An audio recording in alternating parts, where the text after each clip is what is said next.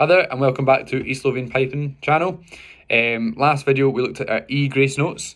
Hopefully you've been finding them easier than the G grace notes and you've been practicing both the G grace note and E grace note. The D grace note is now our next and final grace note that we'll be going over.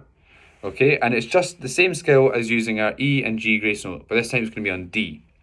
So before we were doing our D grace note, our E grace note, which was just a chirpy sound. Before that it was our G grace note, so it's G, E, and then D is played like that. So we're going to do our D grace note like this. It's going to be our one finger grace note. So G, E, and D. So that's our D grace note. Okay, and using the same scales, we're going to go up the scale. So it's going to lift our D grace note up, go to the next note, and swap. D grace note up, and then swap. D grace note up, and then swap to C. That one can be quite tricky.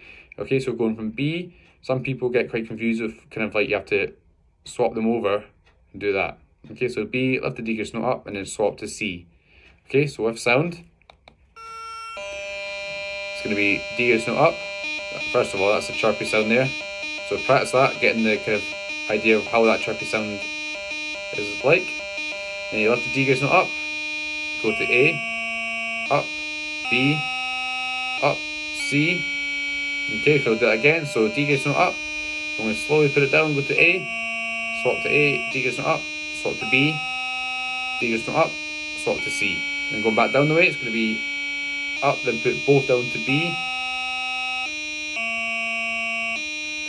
Okay, so as I said before, okay, E grace notes you only go to D, G grace notes you go to F, because the note before what the actual grace note is, and so D grace notes you only go up to C. So again, it's a lot easier than E and G. Okay, so again it's going to be